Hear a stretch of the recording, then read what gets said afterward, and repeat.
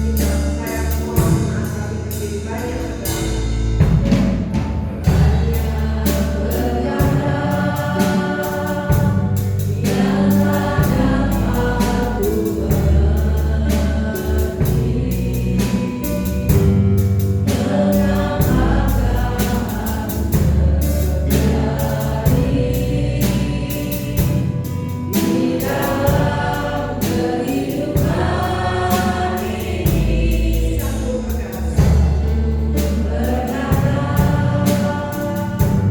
yang ku simpan dalam hati, tiada sesuatu kan terjadi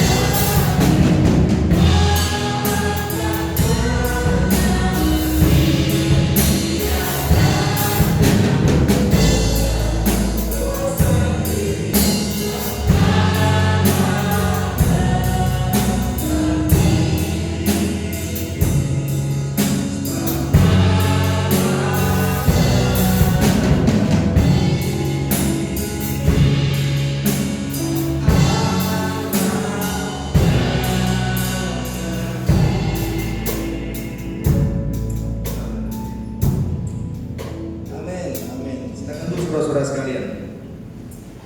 Baik, Bapak Ibu sudah berkati oleh Tuhan, hari ini istimewa karena kita ada di hari yang pertama dari bulan ke-11. Hari ini saya ingin berbicara tentang sebuah tema kapasitas iman. Saya coba tertarik untuk melihat bagian ini saudara-saudara sekalian, karena di dalam kondisi-kondisi yang kita hadapi saat ini saudara-saudara sekalian, kadang-kadang banyak kita menjadi kondisi yang masuk dalam satu situasi yang membuat kita menjadi takut, kadang membuat situasi kita menjadi stres. Tidak hanya kondisi-kondisi pandemi yang terjadi, tapi kita lihat sekarang kondisi-kondisi yang disebut dengan kondisi cuaca yang mulai masuk dalam satu situasi yang kadang-kadang membuat kita menjadi takut. Angin yang kencang, hujan dan sebagainya, saudara-saudara sekalian, ini kadang-kadang membuat kita menjadi takut juga. Kondisi-kondisi negara, kondisi-kondisi politik kadang-kadang juga mempengaruhi kehidupan kita, gitu ya. Kita tahu sesuatu terjadi, saudara-saudara sekalian. Kita tahu sekarang gerakan-gerakan yang terus, saudara-saudara sekalian, bagaimana kadang-kadang membuat kita menjadi takut dan khawatir. Apa yang kita butuhkan, saudara-saudara? Kita membutuhkan namanya kapasitas iman, gitu. Kita membutuhkan kapasitas iman. Kemarin dalam sebuah doa saya sudah sampaikan bahwa saya coba akan mengulik sedikit juga tentang bagaimana kita mau belajar tentang sebuah kapasitas itu. Kenapa penting, saudara-saudara sekalian? Karena memang ini menjadi kekuatan kita. Kalau kita tidak memiliki kapasitas iman yang baik, maka pasti saudara-saudara sekalian kita akan terbawa dengan satu situasi kondisi yang sangat membuat kita menjadi tidak bisa bangkit dari sebuah kondisi keadaan yang kita terpuruk. Gitu. Apa yang mau saya dasari pada pagi hari ini, saudara-saudara sekalian? Mari kita lihat satu bagian firman dalam kitab Roma, surat Rasul Paulus pada jemaat di Roma. Roma pasal yang ke-10.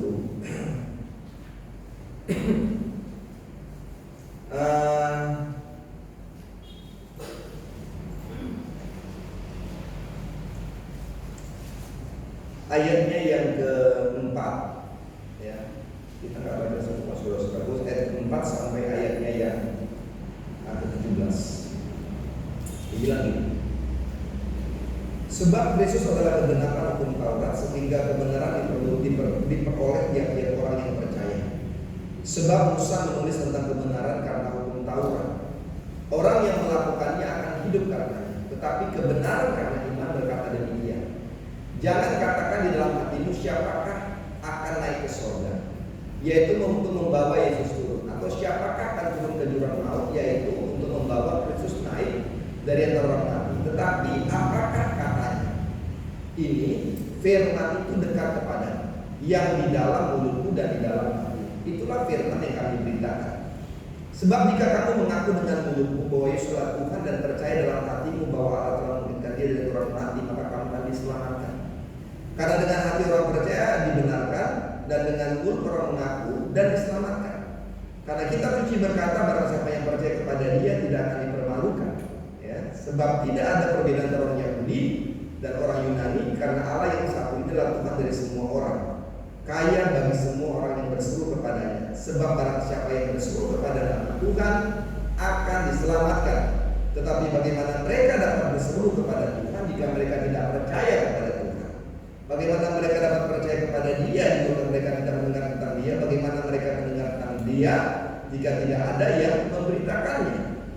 Dan bagaimana mereka dapat memberitakannya jika mereka tidak diutus? Seperti yang tertulis, betapa indahnya kedatangan mereka yang membawa kabar baik.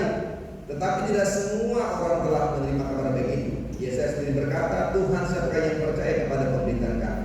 Ayat 17, jadi iman timbul dari pendengaran, dan pendengaran oleh firman Kristus. Nah, Bapak Ibu sudah diberkati oleh Tuhan. Apa yang saya katakan tentang kapasitas iman tadi, bahwa kemampuan saudara dan saya, kemampuan kita untuk menerima segala sesuatu yang Tuhan sediakan, maka saya mau katakan itu ditentukan oleh kapasitas iman kita, gitu ya. Kapasitas iman kita. Jadi saya katakan bahwa kemampuan kita untuk menerima segala sesuatu yang Tuhan sediakan, maka saya mau katakan itu ditentukan oleh kapasitas iman saudara dan saya. Saya mau katakan bahwa memang Tuhan memang memberikan kapasitas iman tertentu kepada kita, ya, berbeda-beda sekali itu. Tetapi saudara, yang penting apakah selama kita hidup, pertanyaannya adalah sudahkah kita berada pada sebuah kapasitas iman yang kita miliki yang paling maksimum, gitu. Ini pertanyaan.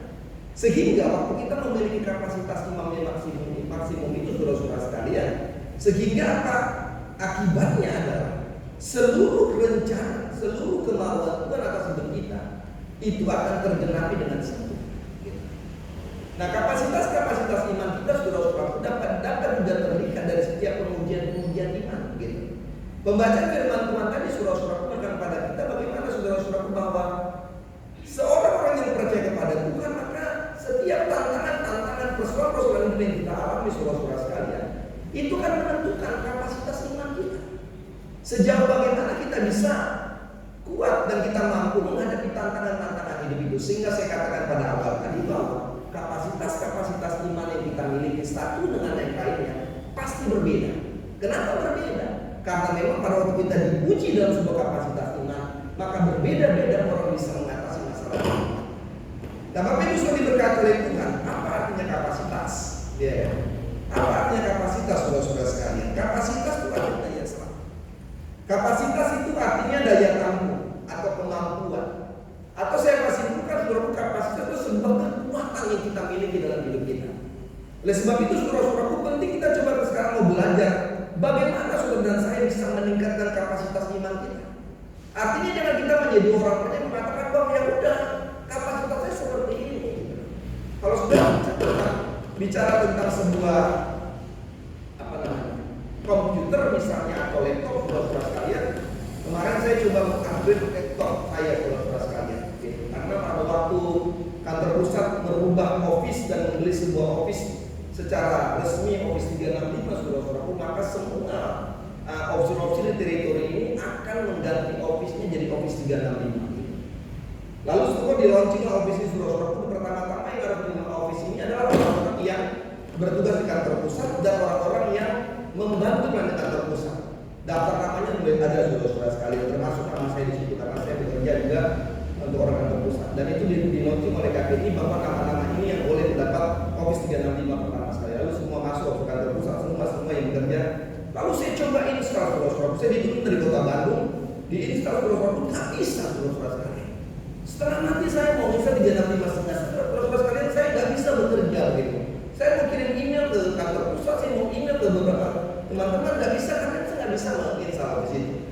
Lalu saya coba berpikir bagaimana caranya gitu. Saya lalu pergi ke Surabaya Mall, saya bilang BTC, Surabaya Mall. Kalau BTC itu kan jalan-jalan itu selesainya. Surabaya Mall gitu ya. Lalu apa yang terjadi? Saya cuma merubah saudara-saudaraku, saya mulai naikkan sampai dan sebagainya. Lalu saya pulang dan saya mulai lakukan itu saudara-saudara, ternyata bisa diinstal dengan baik sehingga sekarang saya dapat menikmati, saya bisa bekerja dengan baik untuk kantor pusat begitu. Karena kemarin juga sedikit dosa, lalu saya hubungi mereka kerjakan dari sana ke sini dengan jarak yang jauh dan semua beres. Artinya adalah kita nggak bisa terpaku mengatakan bahwa oh iya kapasitasnya segini Mario, kapasitasnya segini, nggak bisa lagi menaikkan kehendak sekali. Setiap orang-orang yang percaya kepada Tuhan maka dia bisa menaikkan kapasitas imannya, gitu. Bisa menaikkan kapasitas imannya. Yang terjadi sebenarnya adalah bahwa ada banyak orang-orang mulai terpuruk dengan kondisi keadaan ekonomi, terpuruk dengan kondisi keadaan pandemi, terpuruk dengan kondisi-kondisi yang saat ini sudah berlaku, menjadi kalah dengan masalah, menjadi kalah dengan persoalan, menjadi kalah dengan intimidasi setan. Kenapa? Karena dia tidak meningkatkan kapasitas imannya. Dia pasrah gitu ya. Kalau di GPS dibilang, Budi bilang jomblo itu apa? Jomblo sama single itu beda, ya kan? Single itu apa? Hah? Pilihan, ya kan? Single itu pilihan. Lalu bedanya jomblo itu apa? Saya bilang takdir. Semua mereka tertawa. Dia masih jomblo dan lepas. Lebih baik bilang jangan jomblo single. Karena pilihan. Jangan bilang-bilang dia ini takdir saya gini. Kapasitas saya begini. Ya kan? Gak bisa naik lagi. No. Gitu. Saya mau katakan bahwa orang-orang yang percaya kepada Tuhan diberi Tuhan memberikan kapasitas yang lebih, kapasitas yang luar biasa saudara-saudara sekalian. Tetapi pertanyaannya adalah bagaimana kita dapat meningkatkan kapasitas iman kita? Ini yang harus kita pelajari. Bagaimana kita dapat meningkatkan kapasitas iman kita? Mari kita lihat beberapa bagian dari bagian kedua. Yang pertama saudara-saudara sekalian, ayat 9 bilang ini, sebab jika kamu mengaku dengan mulutmu bahwa Yesus adalah Tuhan dan percaya dalam hatimu bahwa Allah dia dari orang mati, maka kamu akan diselamatkan. Nah, yang pertama saudara-saudaraku, bagaimana kita bisa meningkatkan kapasitas iman kita? Yang pertama kita belajar saudara-saudaraku dari sebutan kita harus mengaku dan percaya kepada Yesus. Nah ini dia. Mengaku dan percaya kepada Yesus. Dari ayat 9 ini saudara-saudaraku ada dua kata yang menarik. Yang mau saya sampaikan adalah kata mengaku dan percaya. Kata mengaku dan percaya. Saudara-saudaraku, yang pertama kata mengaku dalam teks asli Alkitab dikatakan dengan homologeses.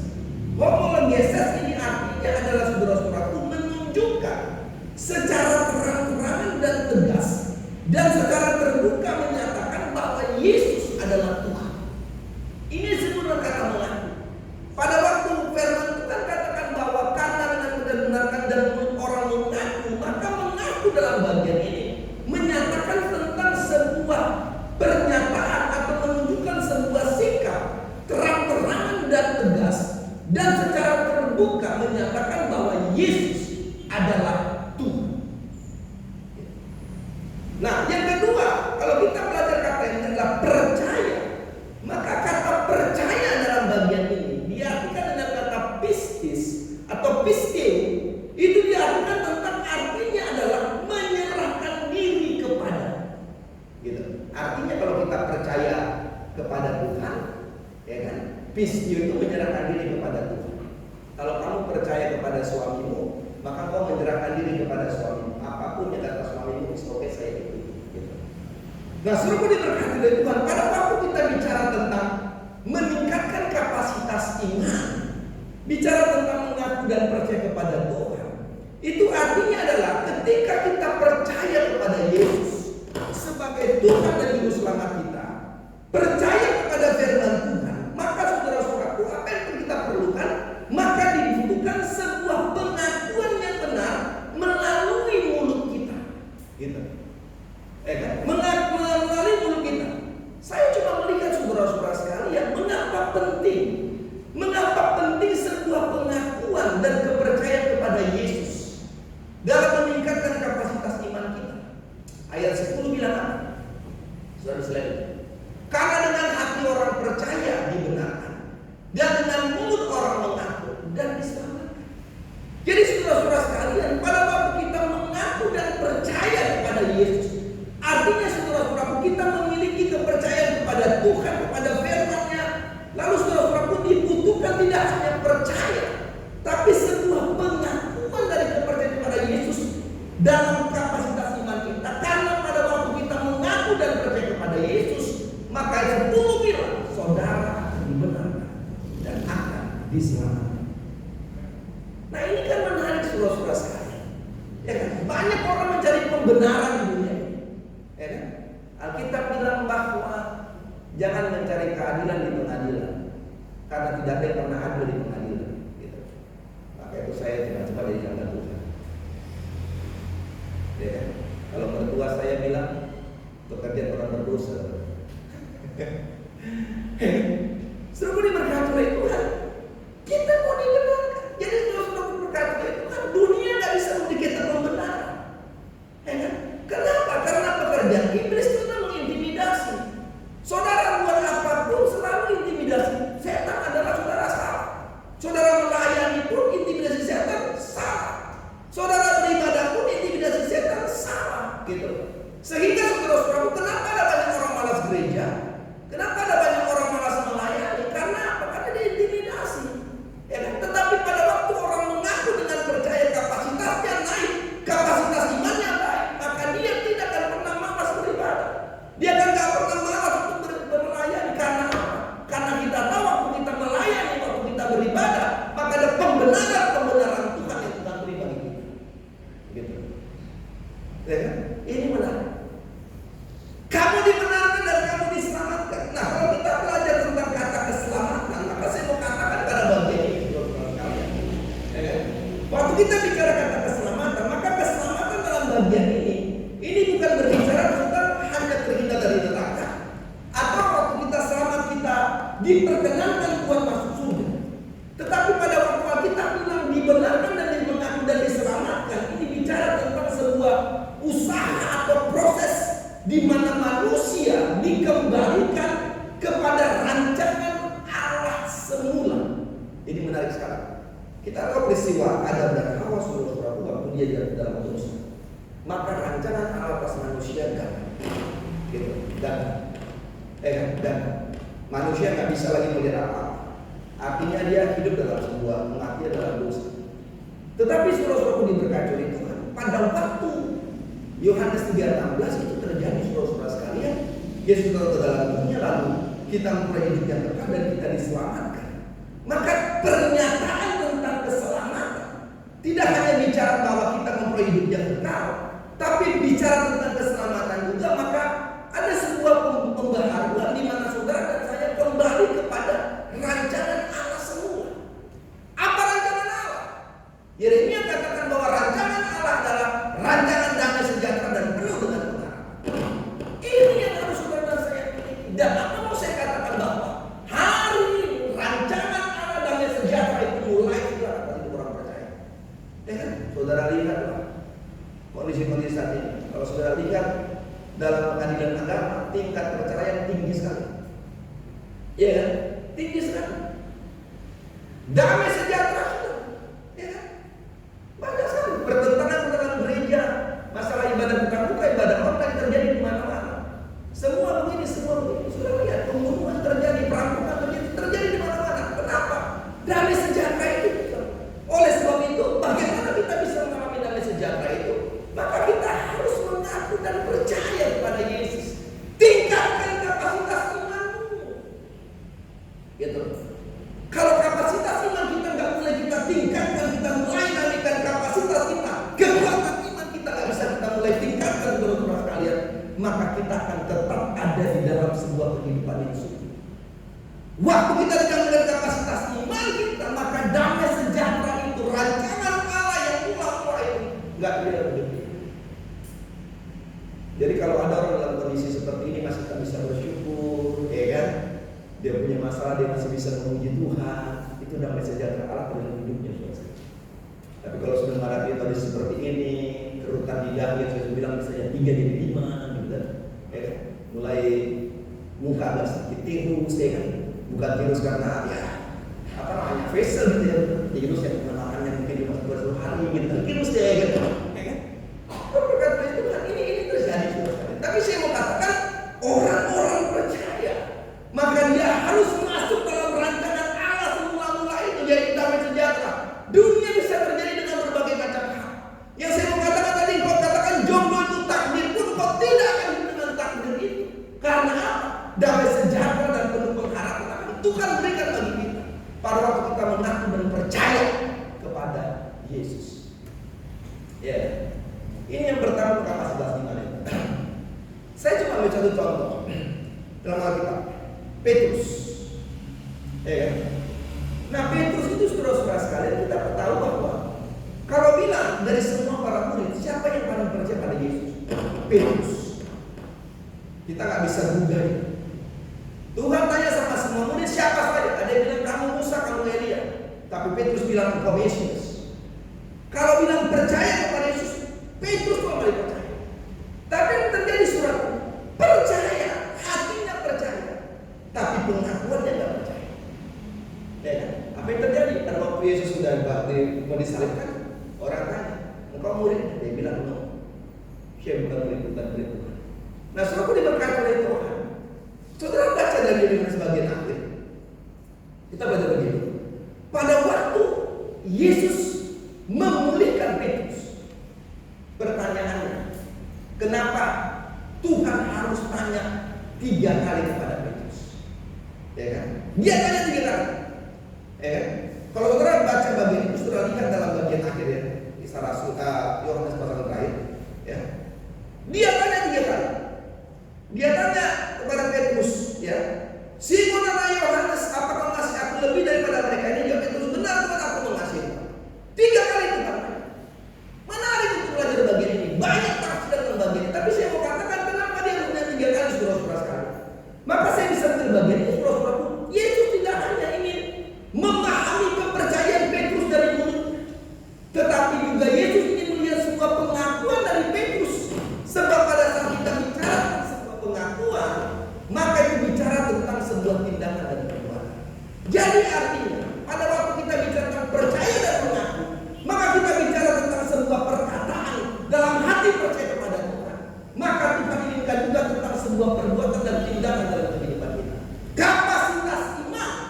bisa menjadi naik.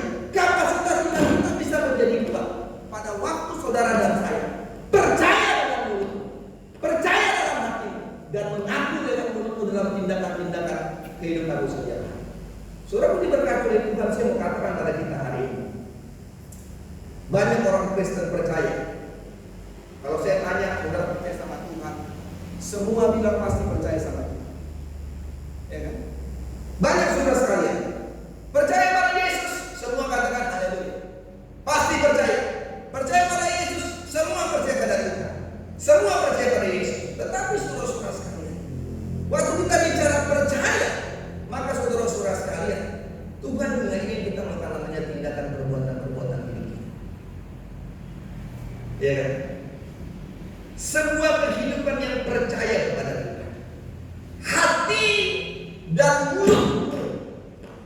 Hati dan mulut kita itu artinya harus selaras. Waktu kita bisa memuji dan menyembah Tuhan dengan mulut kita, haleluya, puji Tuhan, haleluya, puji Tuhan, maka kita juga dapat menyembah dan memuji Tuhan dalam tindakan-tindakan. Saya selalu katakan, saudara bisa 1 jam dari gereja, saudara bisa 1,5 jam dari gereja, saudara bisa 2 jam hidup menyembah Tuhan. Pertanyaannya adalah setelah engkau pulang dari gereja, hidup 20 jam di luar gereja, hidup 22 jam di luar gereja, apakah kita bisa juga mengatakan percaya lewat pengakuan tindakan hidup kita? Dan ini harus kita renungkan, saudara-saudara. Banyak orang-orang Kristen menghadapi persoalan, dia kalah dengan persoalan saya katakan. Ada banyak orang katakan dia bisa, oh Tuhan saya berdoa, saya yakin Tuhan jawab doa saya. Waktu dia pulang ke gereja, maka 2 guru dijawab tadi katakan apakah Tuhan tidak ada. Pujian tadi katakan bahwa Allah peduli, benar, Allah mengerti. Ini tidak sebenarnya pujian. Waktu kita bicara Allah mengerti, Allah peduli, ini hanya bicara keluar dari sebuah hati untuk percaya dan mulut yang keluar, tetapi tidak, ya kan? Dan ini yang mau Tuhan katakan bagi kita. Jadi yang pertama saudara-saudara sekalian, bagaimana kita bisa mampu meningkatkan kapasitas iman kita? Kita harus mengaku dan percaya kepada Yesus. Yang kedua saudara-saudara sekalian, bagaimana kita bisa meningkatkan kapasitas iman kita? Ayat 17 bilang gini. Ayat 17. Jadi iman timbul dari pendengaran, dan pendengaran oleh firman Kristus. Nah saudara-saudara diberkati Tuhan. Yang kedua, kapasitas iman kita bisa meningkat pada waktu kita mendengar firman Kristus. Ya kan? Nah saya mau katakan bahwa iman, ya, iman tidak ditimbulkan oleh diri kita. Enggak. Iman tidak ditimbulkan oleh diri kita, melainkan iman itu adalah pemberian Allah. Ya, pemberian Allah. Jadi saudara-saudaraku, iman berasal dari Allah, maka Allah lah yang memulai iman dan menanamkannya dalam diri kita. Artinya adalah iman itu adalah keyakinan, bukan didapat melalui kemampuan saudara dan saya untuk melakukan perbuatan baik. Tidak. Jadi jangan bilang oh berbuat baik supaya iman menjadi ada. Enggak.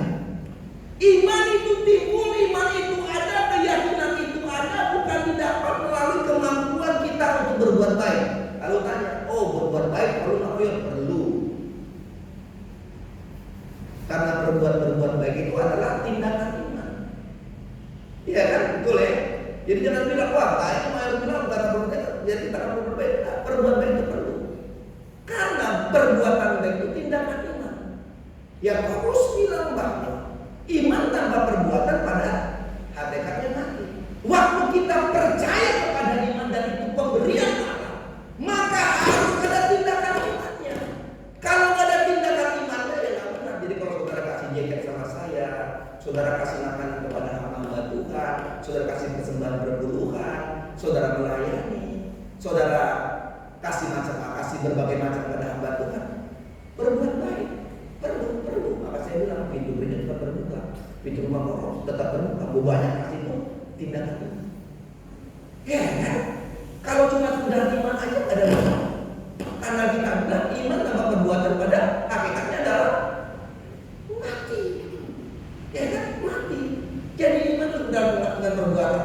Tetapi saudara-saudara sekalian, iman itu tidak dimiliki melalui perbuatan baik kita, enggak. Tetapi iman itu muncul karena dimulai oleh peristiwa kematian Yesus di kayu salib. Manusia diselamatkan.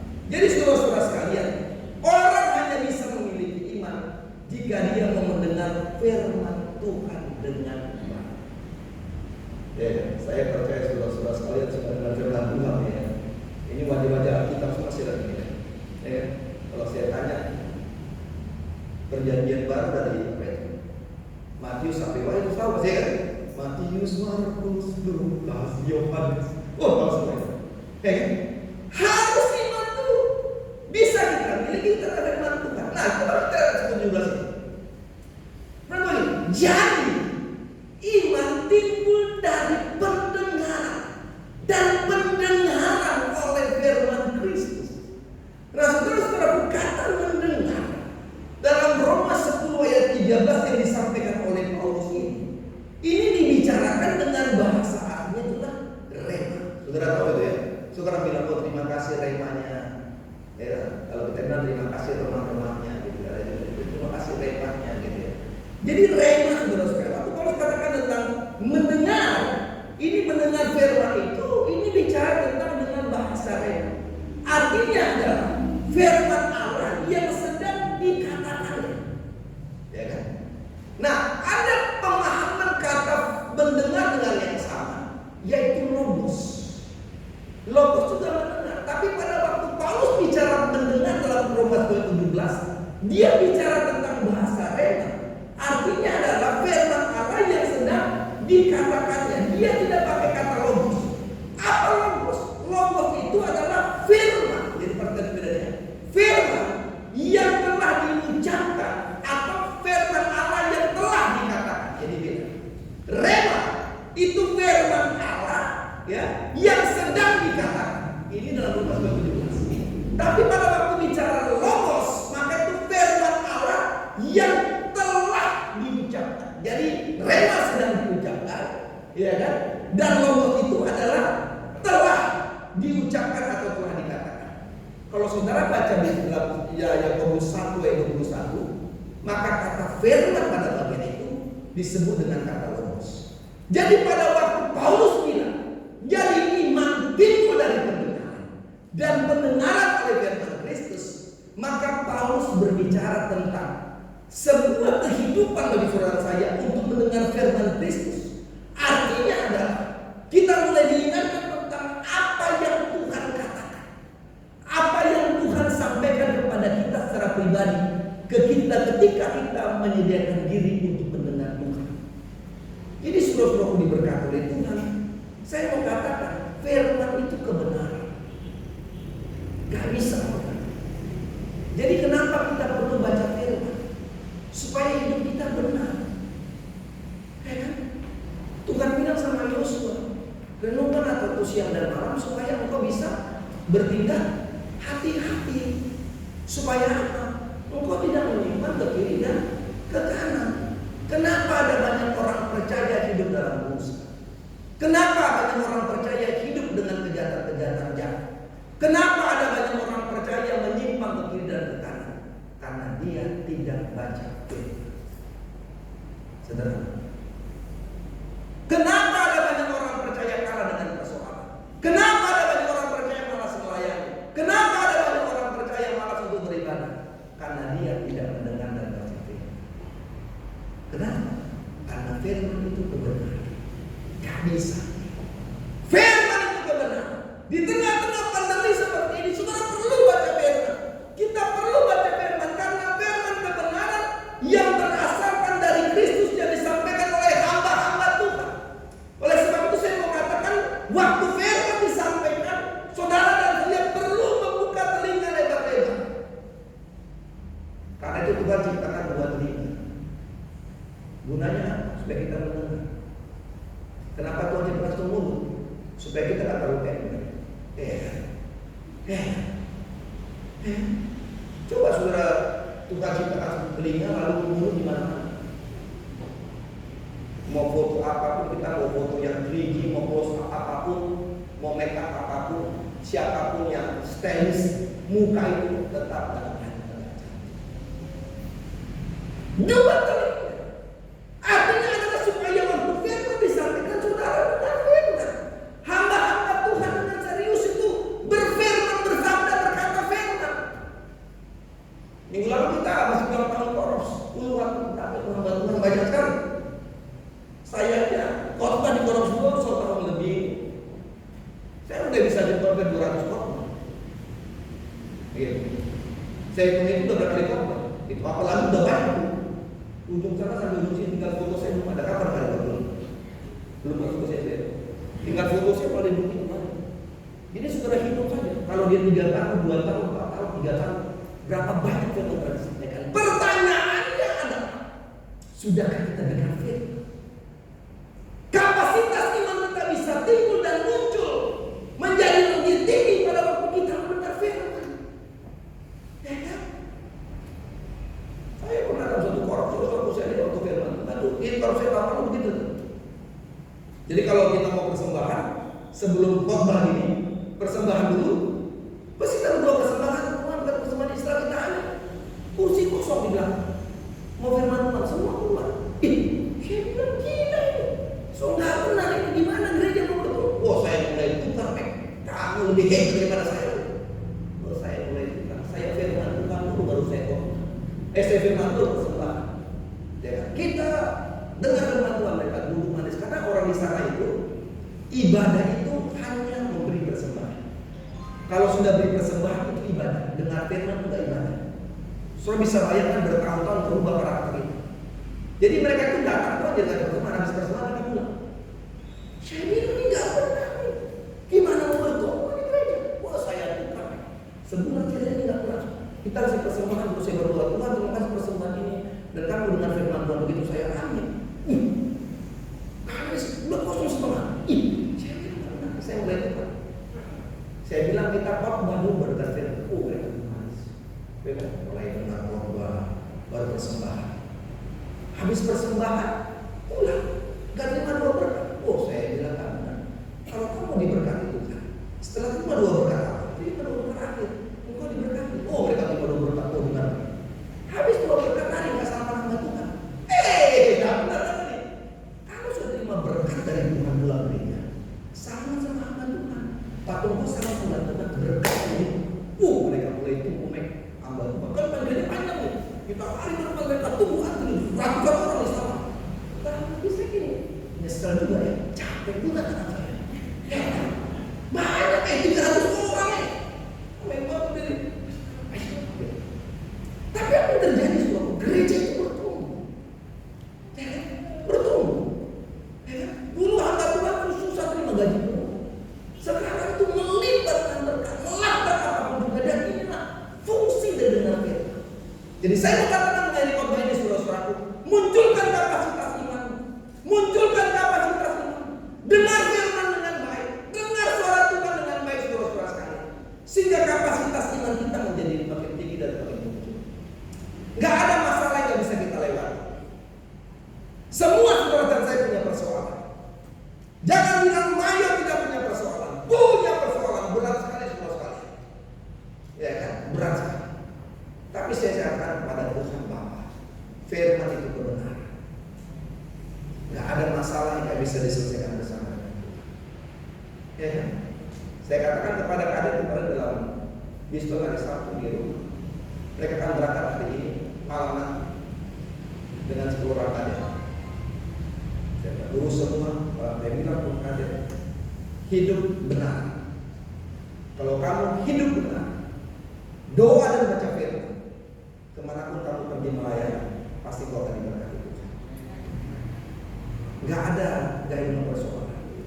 Saya katakan kalau di opsi nanti pasti masalah Tuhan, semua punya persoalan. Tapi bagaimana kita tetap bisa smile ya, tetap bisa senyum, berbahagia, bersyukur gitu ya. Dalam situasi apapun. Dan inilah bagaimana kita bisa meningkatkan kapasitas iman kita. Kiranya pagi hari saudara-saudaraku kita pulang dengan kekuatan iman. Jangan kalah dengan apapun kita hadapi. Tingkatkan kapasitas iman kita mengaku dan percaya kepada Yesus, mendengar firman Kristus, dan lakukan firman ini, maka kita akan menikmati apa isi kemenangan. Kemenangan demi kemenangan di dalam Tuhan. Ada sebuah pujian yang kita nyanyikan, saudara-saudara sekalian.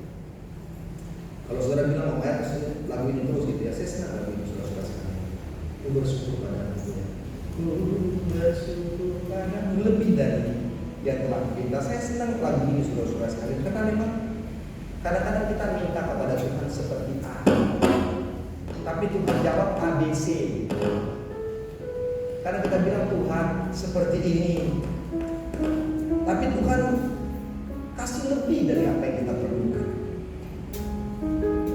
Jadi kapasitas iman kita harus meningkat, saudara sekalian.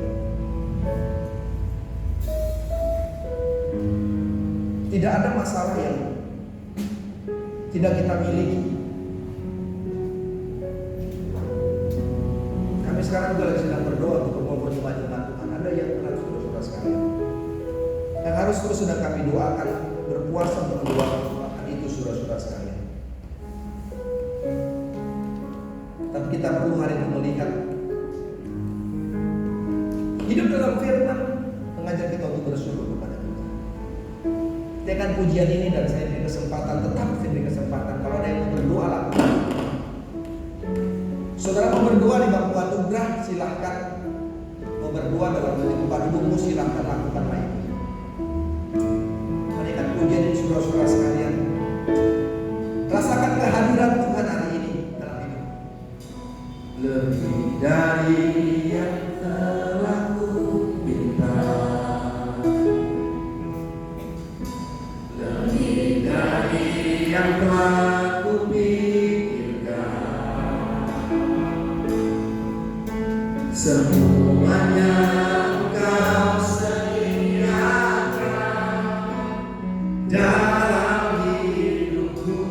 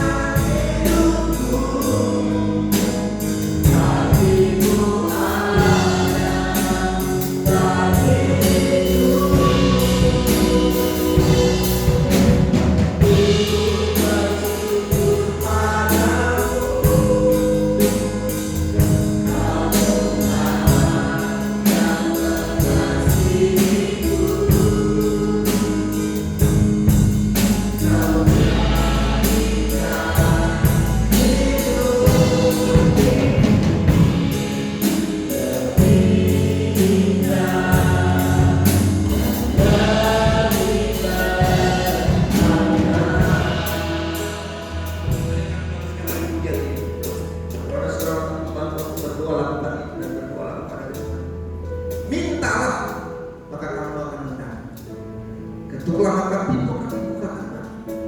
Apakah kamu berdoakan hari ini? Usaha-usaha pekerjaan, kehidupan pribadi, rumah tangga, keluarga, apapun itu.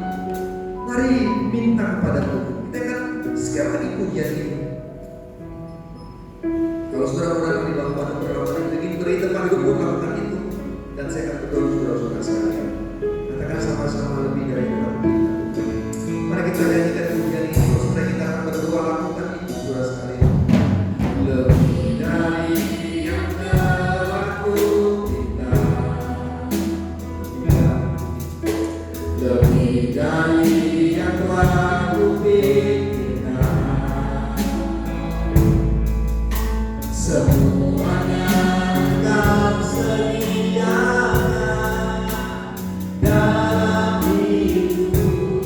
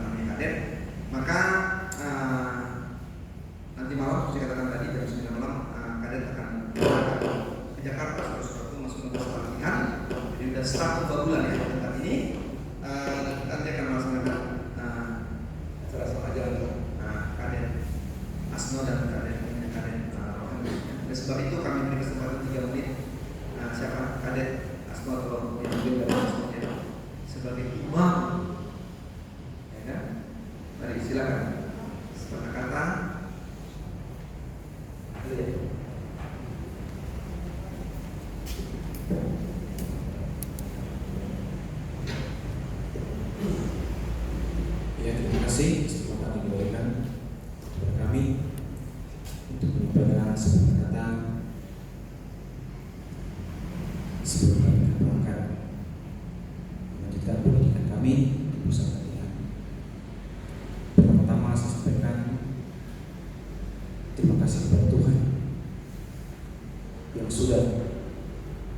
memampukan kami melewati proses panggilan kami dari seorang kandidat di tempat ini sampai menjadi seorang kader.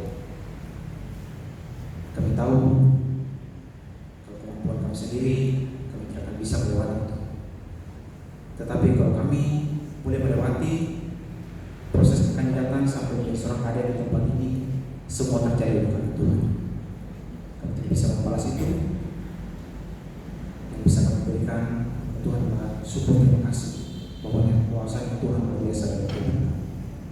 Yang kedua, saya sampaikan juga terima kasih kepada kedua hamba Tuhan di tempat ini, Bapak Ibu Mayor sebagai usaha pemimpin dan juga sebagai pembimbingkan penasehat kami yang mengarahkan kami bagaimana menjalani proses panggilan itu untuk menjadi seorang hamba Tuhan. Banyak nasihat, banyak didikan yang telah diberikan kepada kami, dan kami percaya itu akan sangat bermanfaat bagi kami untuk kedepannya nanti menjalani panggilan kami. Kami tidak dapat membalas semua kebaikan Bapak Ibu Mayor, tetapi kami percaya Tuhan akan memberikan berkat dalam setiap kehidupan keluarga, bahkan dalam pelayanan kedua Tuhan di tempat ini. Kami berdoa biar Tuhan akan terus tambahkan kekuatan kesehatan bagi kedua Tuhan, dan biarlah melalui pelayanan kedua Tuhan di tempat ini banyak jiwa dimenangkan untuk kemuliaan Allah Tuhan. Kami juga berterima kasih untuk seluruh OPSIR setempat yang ada di Korupsi Surabaya ini, yang juga sudah mendukung kami selama di tempat ini, sudah memberikan kesempatan bagi kami untuk melakukan pelayanan di tempat ini. Kami sampaikan terima kasih. Kami menyadari dalam pelayanan dan kekurangan dan keterbatasan, tetapi terima kasih untuk kepercayaan itu kami boleh melakukan setiap pelayanan. Dan biarlah dengan kekurangan itu kami akan terus boleh belajar lagi, terus belajar, sehingga kedepannya nanti kami boleh melakukan pelayanan itu sehingga bisa menjadi berkat bagi setiap orang yang bersedia. Amen. Kami berterima kasih juga untuk seluruh jemaat yang ada di Korupsi Surabaya atas kepedulian, atas perhatian yang telah diberikan kepada kami. Kami tidak dapat membalas semua itu, tapi kami percaya Tuhan akan membalas semua kebaikan, kepedulian Bapak Ibu kepada kami. Lewat usaha pekerjaan Bapak Ibu, Tuhan akan berkarya di kami. Dan tak lupa juga kami menyampaikan permohonan maaf kami. Saya dan istri saya, kami tahu ada kesalahan dan kekeliruan yang kami lakukan di tempat ini. Kami mohon biar dimaafkan. Dan kami berdoa biarlah semua jemaat yang ada di Korupsi Surabaya akan semakin diberkati oleh Tuhan. Dan mungkin ini yang bisa saya sampaikan. Makanya saya berterima kasih. Tuhan Yesus akan memberkati kita semua dari saat ini sampai saat ini. Ya, terima kasih Kak. Silakan duduk di depan situ. Ya, tadi GPS saya sudah sampaikan.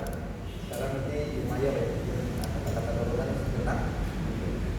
Kedua kader, silakan. Dari Ibu Mayor kita singkat memberikan kata-kata.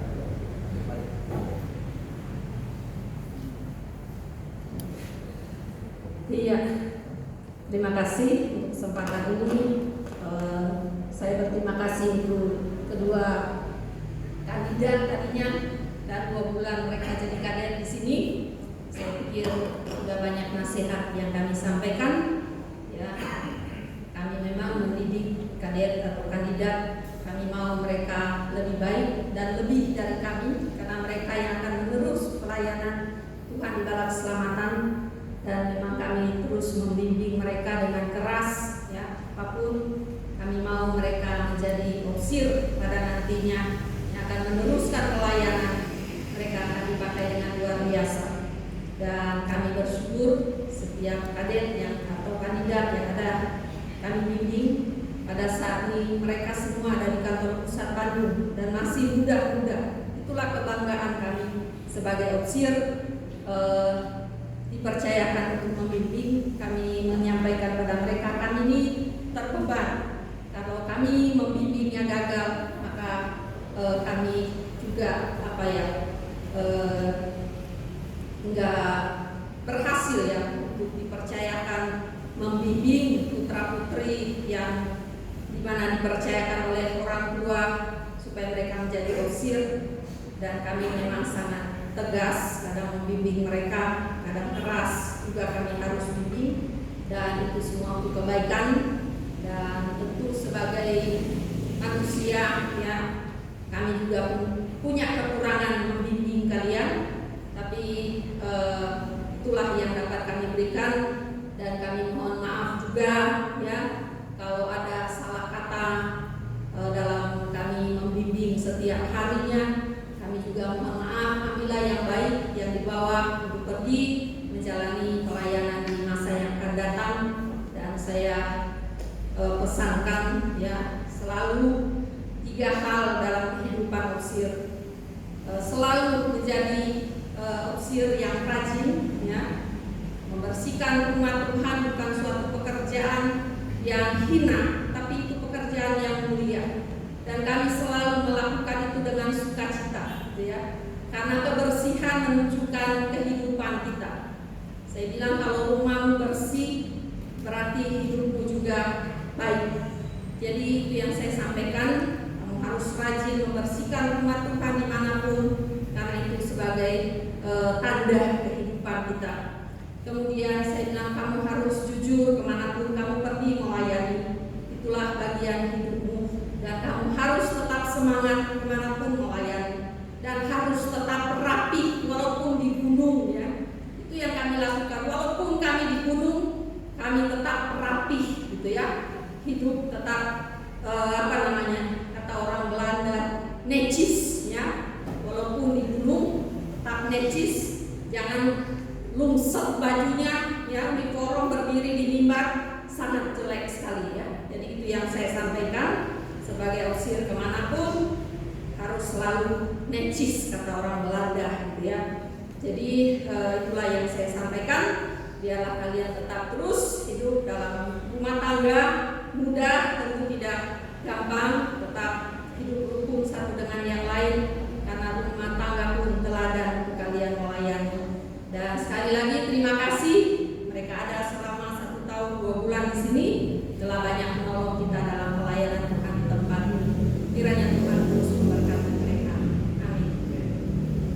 Mari Pak SMK sekaligus penyumbang kata-kata dorong.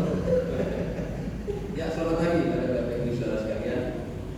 Saya tidak lama-lama ya. Kepada yang pertama kali akan memberikan kata-kata dorongan khususnya bagi kakek ya, sama dari ibu ya, karena bukan pacaran lagi ya. Dan satu hal yang menjadi kebanggaan bagi kakek tentunya ada kenaikan tingkat ya. Pada saat di sini kan platnya berbeda ya, kuning kecil. Sekarang sudah merah, dan tidak lama lagi dalam proses pendidikan di Pusdiklat ya, kalau 3 tahun atau 3 tahun setengah ya, itu nantinya sudah naik ke bintang 1 ya. Kalau dulu kan ada bintang 2 atau tidak, sekarang bintang 1 ya. Dan perkenankan atas nama gereja dan seluruh departemen ya, mulai dari sekolah minggu, kemudian GPS, PRT, PKW, sorry kalau PRT kan mama ya, PKW, PKP, dan lansia, dan seluruh jemaat yang ada di tempat ini. Perkenankan saya mengucapkan terima kasih atas segala kerjasama yang sudah dilakukan, baik di dalam masa adaptasi, baik di dalam masa memperoleh pendidikan. Tentunya ada satu pengalaman yang baik ya, karena banyak juga yang dari Korps 2 lumayan ya pangkatnya ya, sudah di kantor pusat ya. Jadi kami percaya lanjutkan saudara Bapak Ibu dan kader ya, supaya dapat tekun, jangan patah semangat, berpegang seperti firman tadi, kapasitas imannya itu ditingkatkan, dan tidak ada masalah yang berat apapun tidak bisa dilalui kalau kita percaya dengan Yesus dan membuka kebenaran firman Allah di dalam hidup saudara kader bersama dengan Ibu dan kepada semua jemaat sekalian. Kiranya Tuhan melanjutkan semua itu dengan baik, sehingga nanti kita bisa ketemu kapanpun juga. Syukur-syukur kalau nanti masih diangkat jadi OP ya mungkin di sini ya, atau di mana kita bisa bertemu. Kami percaya bahwa pelayanan saudara akan menjadi berkat bagi semua jemaat ya, khususnya di dalam mengemban visi dan misi para keselamatan. Terima kasih, Tuhan Yesus berkati. Dan sekarang kita dengar pengumuman ya. Semua kegiatan sudah berjalan dengan baik. Kita menginjak di awal bulan November ya. Sebentar lagi kita akan memasuki perayaan atau ibadah Natal ya.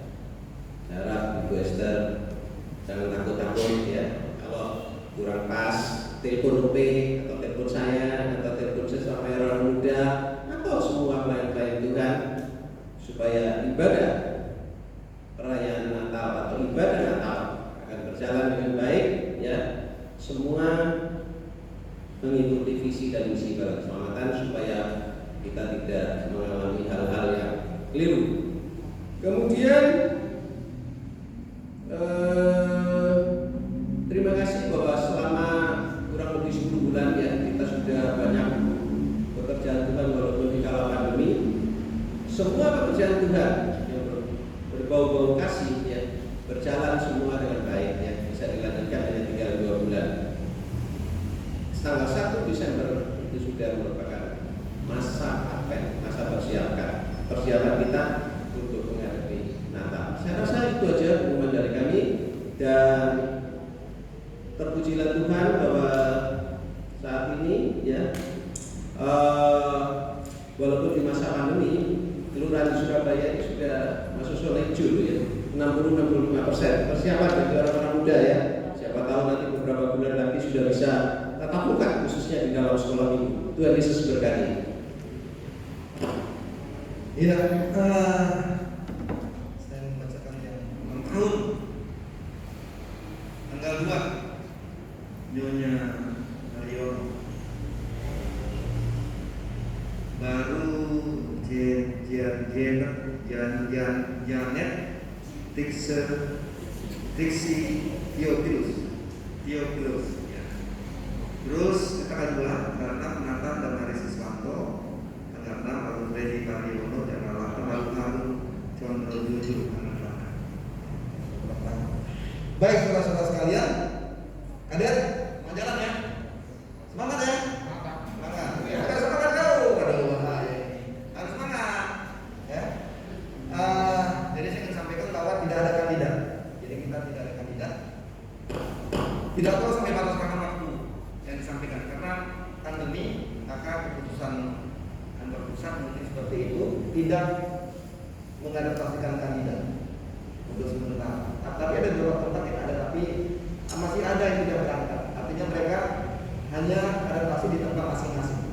Jadi tidak melakukan penerbangan ke dalam sumber daerah, sehingga saudara-saudara dengan itu kita tidak ada kandidat. Gak tahu sampai kapan.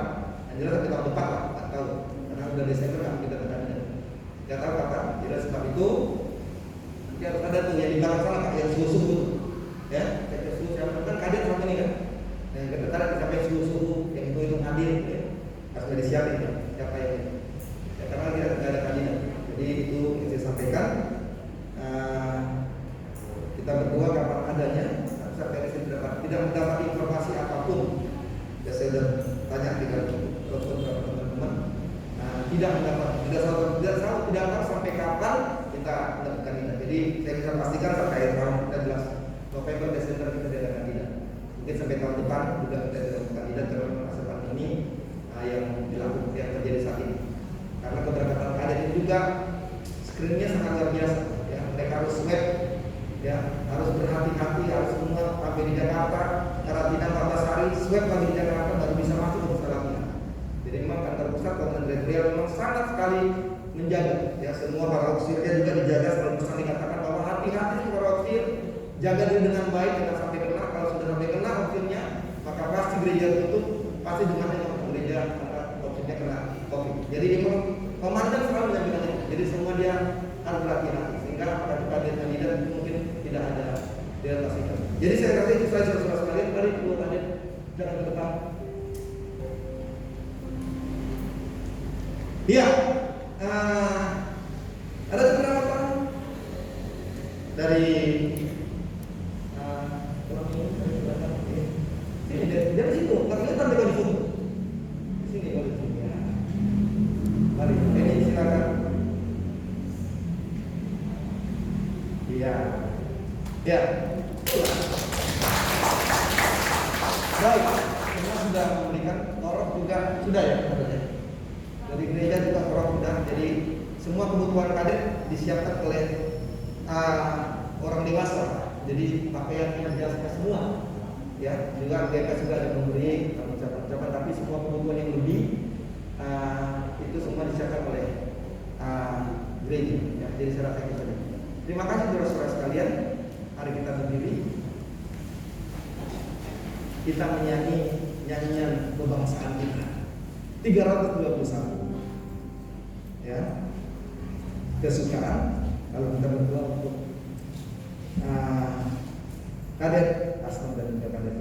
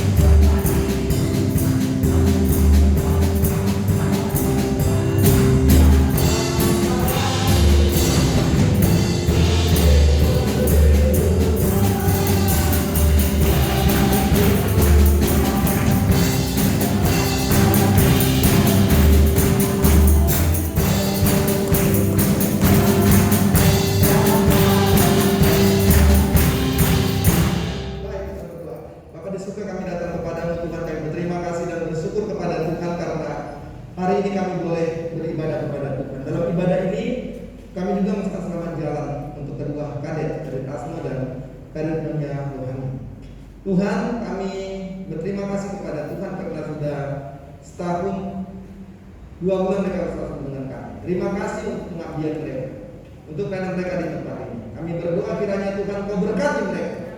Sebentar malam mereka berangkat menuju Jakarta. Topangan kami dalam doa kami kepada Tuhan Yesus. Sertai yang mereka mau. Lindungi mereka. Berikan mereka terus kemampuan. Berikan mereka terus kesabaran. Berikan mereka kekuatan dan kesehatan. Sehingga selama 2 tahun mereka ada di pusat latihan pendidikan pelatihan, maka mereka boleh melalui bersama dengan Tuhan. Kami topang mereka di dalam Yesus Kristus, menumpangkan tangan. Kiranya kuasa Tuhan atas hidup mereka, sehingga mereka terus boleh berjalan melangkah bersama dengan Tuhan.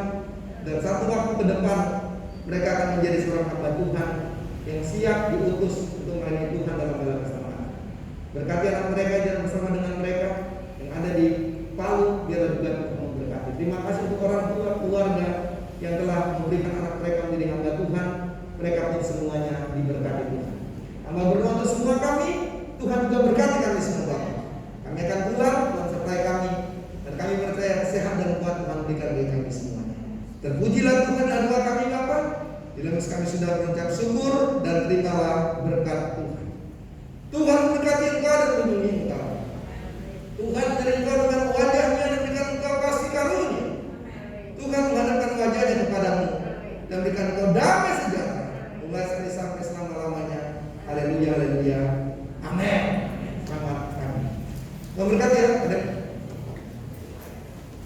Terima kasih.